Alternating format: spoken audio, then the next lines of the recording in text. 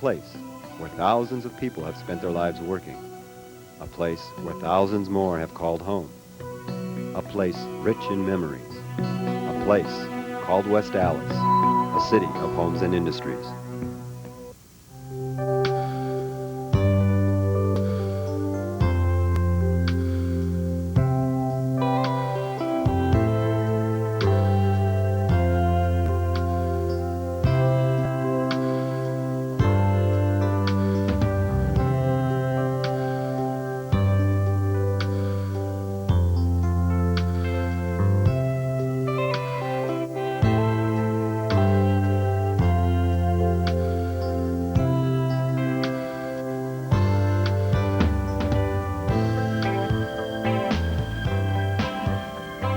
My father and his brothers had a factory downtown on the west side, and then they decided they would go out farther.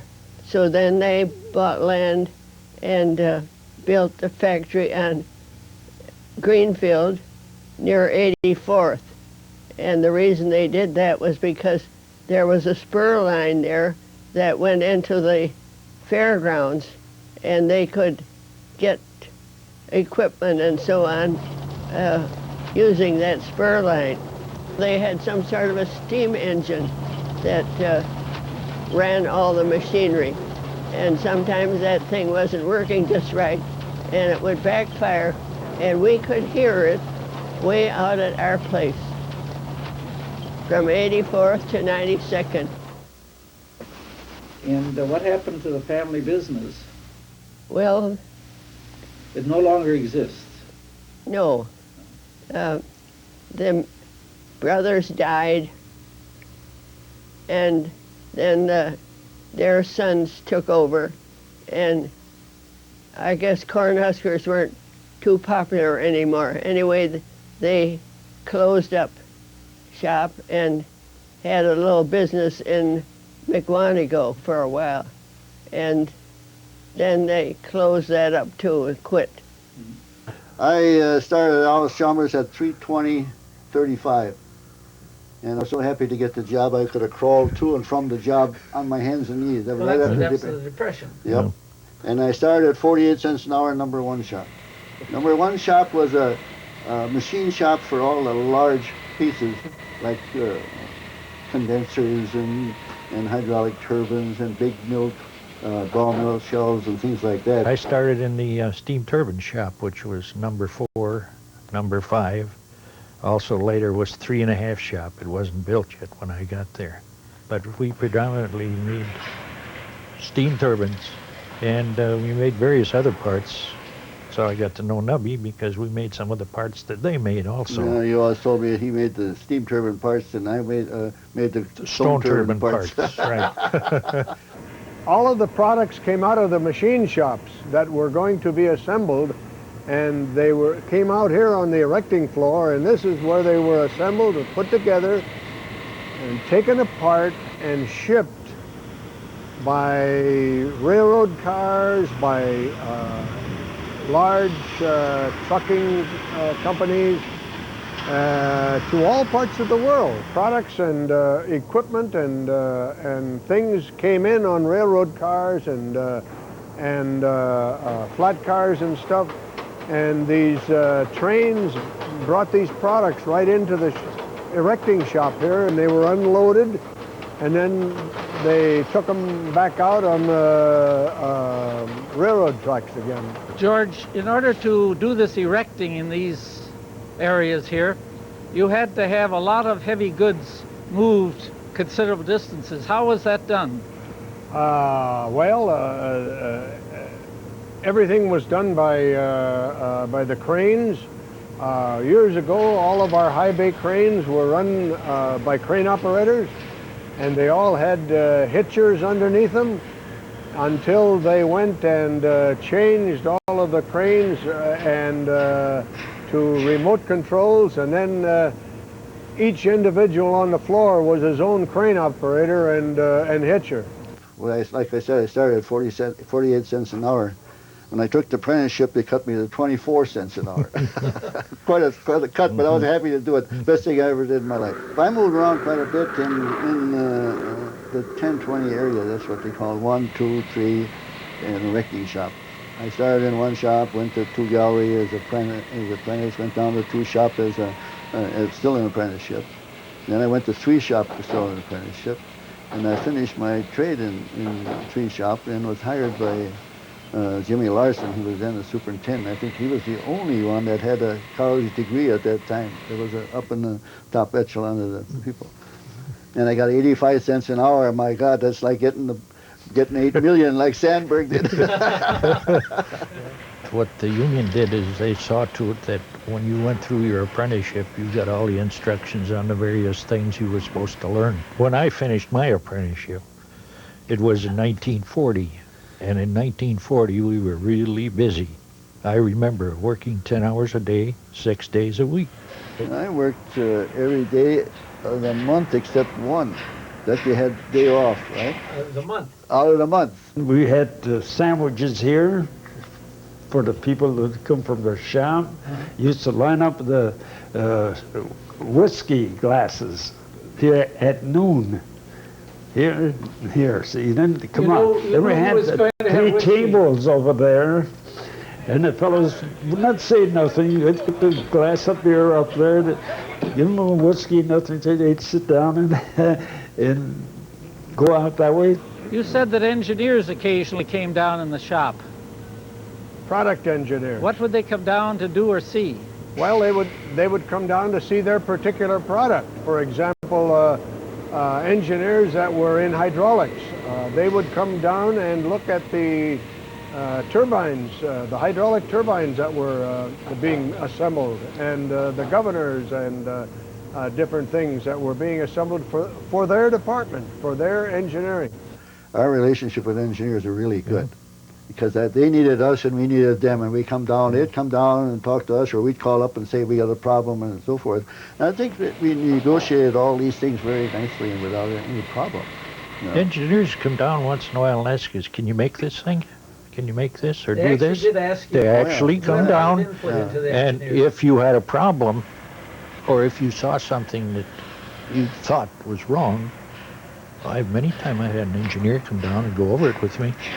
They were very good. You could call them any time into their office, or they'd come down and had a good, So you feel good that they were rapport. receptive to Oh yeah, Oh, I yeah. thought so. non-engineer executives? Did they ever come into the shop, or didn't they feel they knew what was going on? Well, they Wow. came in occasionally, but not too often. Old Bill Watson, and he was come from Scranton, Ohio, no, Pennsylvania. And he used to come in. He was like a Methodist minister. He had his white, stiff collar and straight as a rope. And he'd come through, and I remember Oh, you mean Bill Watson's His dad? father, yeah. Oh, yes. well, he come through one time, and he asked the foreman in Ford shop what the date was on that job over there. He says he didn't know. He said, next time I come through, you better know. I remember Bill Watson came up in 4-2 one time when I was working, and I knew an old timer that worked there, and he was a sweeper, we used to call him, clean-up man. And Bill Watson walked through, and Charlie was a friend of Bill Watson's from years back, and he stopped and talked to Charlie. You know, and well, that's unusual. This Bill Watson is the big man, you know. And he asked him how it was going, right by my machine. I could hear this going on. And he says, I get a little tired. Well, he says, go over there and sit down for a while. He says, well, maybe the boss will get mad at me. He says, you tell him that Bill Watson said you could sit there. And that's the actual truth, Doc. I heard that while I was running a machine. This was a national and an international operation of the first order for all these years. That's right. And yes. that was reflected in the pride that workers had in what they were doing. Well, and not only that, but the diversity of products that they made. They seemed to be able to make anything. And all the products years ago, they always had they always used to say that they were good products, and lots of times they would mention that they were over-engineered. You saw a lot, great many changes. What would you think were the most significant changes? My theory of the most significant change is when they put the McDonald's system in West Allis. And what is that? That was a scheduling system where they scheduled by so many hours. So many, well, I never seen such a mess in my life. The theory was that they had to know how much money was spent on every item. You got an item like this where it's got 10 pieces in it. There would be a scheduled ticket for each piece plus the assembly. And then you're supposed to send that in. The guy would mark off, you got this done, that done. Well, I never seen anything like it. Before that, we used to, the foreman or the general foreman on that would take the book and go down and hold a meeting and say, I'll finish that piece in such and such a time, and that's it. We could see from many years ago that the place was going downhill, and of course we could read these things in the paper when every time they sold a product or something, and got rid of something, you know, or transferred it to some other location. And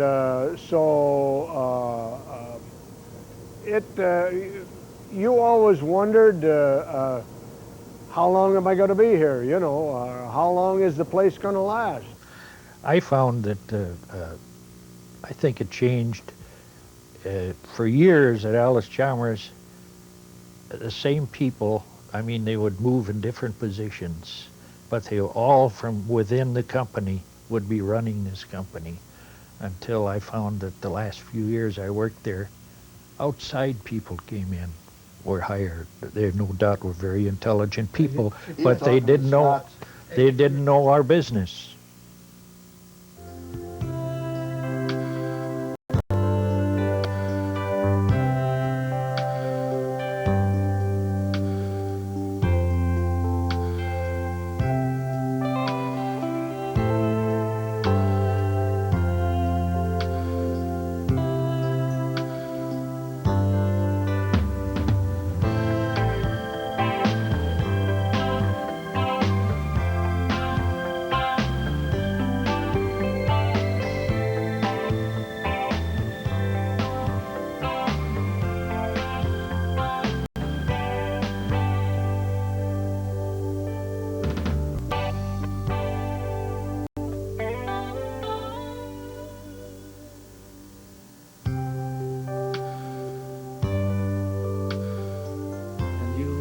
Going to school in I grew West up, Allis. we started going to Garfield.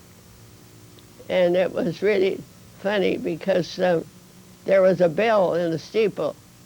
And if we'd poke around and the bell would start ringing, if we'd run real fast, we'd still get there before the tardy bell rang. And then I taught in Marshfield and Edgerton. And then Mr. Jones, the superintendent, I met him one day on the street. He said, why don't you come to West Allis? I said, well, I could. So then I got a job at Franklin. One day I was out of the room. All the athletic programs that you ever started would go out 100%, whether it was softball, baseball, volleyball, golf, tennis, everything. We had so many activities going on that you never had to worry about, what'll I do tonight? There was either a boxing show going on, wrestling going on. People were on the street then, and they felt this way. Now with cars, they're not on the street at all. That's right, and porches were a great yes. thing, and swings on the porches. I know we had a swing on our porch, and they'd congregate there, and my mother was always right in with us. Oh, I was involved in church. I belonged to First Lutheran Church in West Allis, and I had every office from a Sunday school teacher to the choir to the president of Ladies' Aid, and I was quite active in the church. Although the only reason, no, I shouldn't say this, was my mother's doings. I always said if I didn't go to church on Sunday, I'd rather tell the Lord it than my mother. So beginning in 33, more and more women would come in. Yeah. Well, the men bring their wives, and they wanted to come, and which was a nice thing that had happened. It cut down a lot of trouble, a lot of swearing. When Mother run it, we run it clean. We never, you could go right this minute to the City Hall and see my records. Every playground area had, where there was a field house or a school that was available, There were classes in baton and ballet and tap, acrobatic, you name it. Television has really cut into everybody's program. It has taken kids off the playground instead of coming to the playground after school and enjoying the equipment there, or taking part in a craft class with someone, or making something on your own. Home to television. What changes have you seen that strike you as most important, whether They good or don't bad? have, they don't have anything for the young people today like we had. We had such wonderful memories. I don't think the children have the memories. They'll never have the memories that we have today.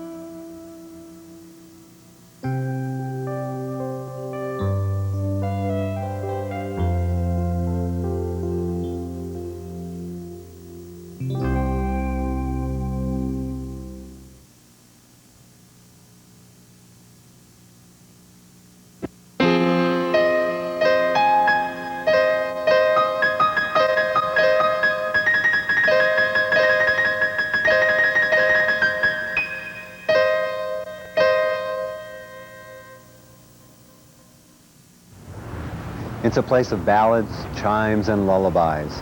It's a place of carved woods, polished brass, and delicate crystal. It's a place where time is honored and craftsmanship revered. It's a place where you could browse for hours and still not see everything. It's a place called Owl Imports.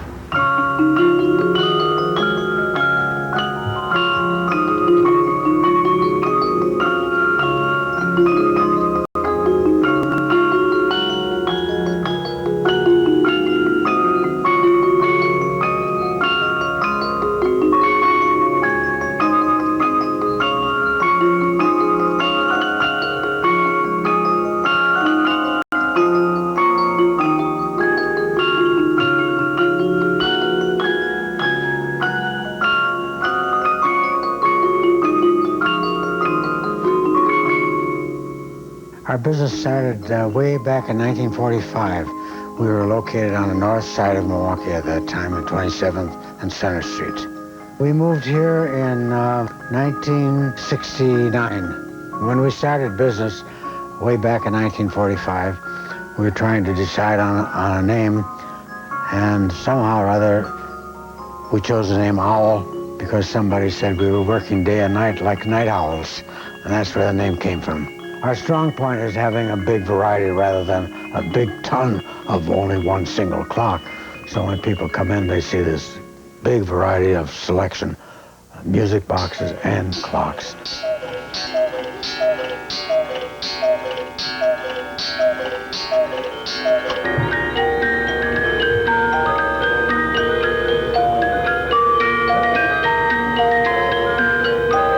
Clocks are something that really fit into everybody's household. I mean, we have contemporary, we have mod type things for the younger people, and then we have the big variety of traditional, which is ever selling, everlasting, but due to the fact that people want to see something different, manufacturers are constantly bringing out new ideas and new looks.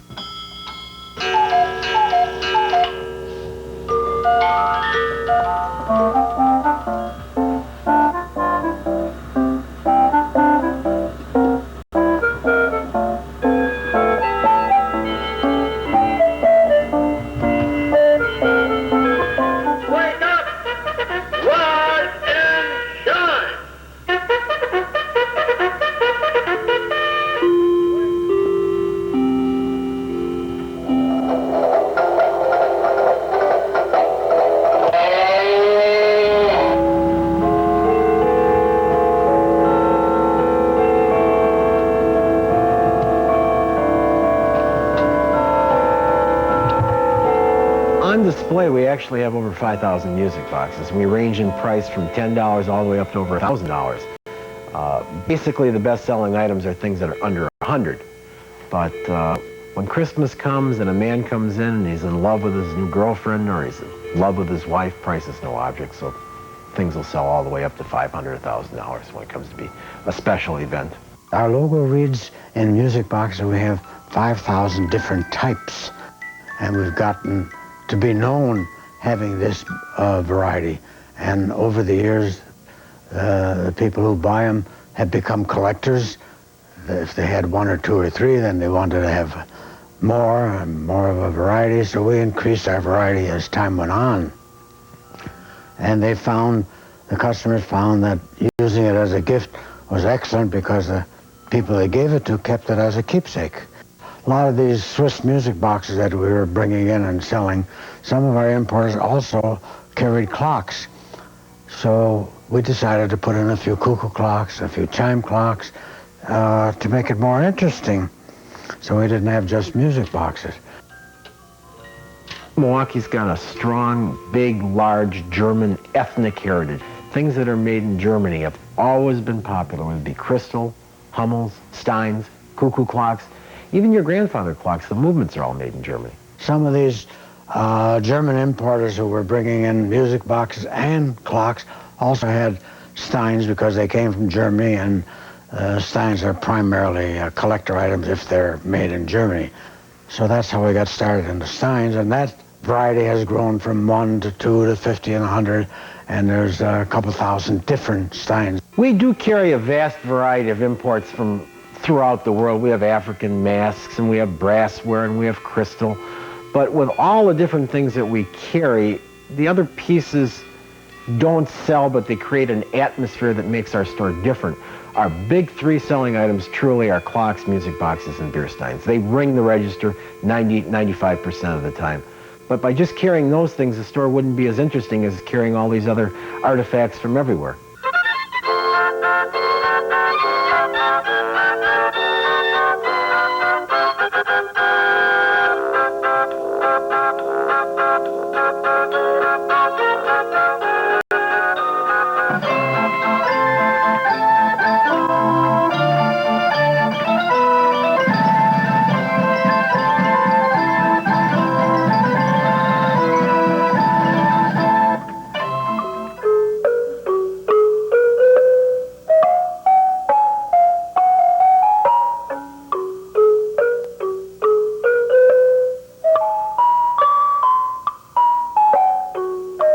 If you're a good merchant, you're going to do business no matter where you are.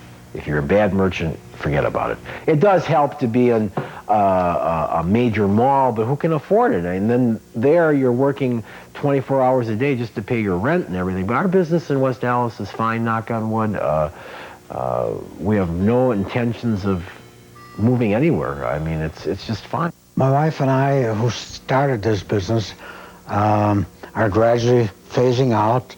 We probably might travel, or we'll still work here part-time. Our plans for the future, basically the same, giving the customer the largest selection at the best possible price with the best service.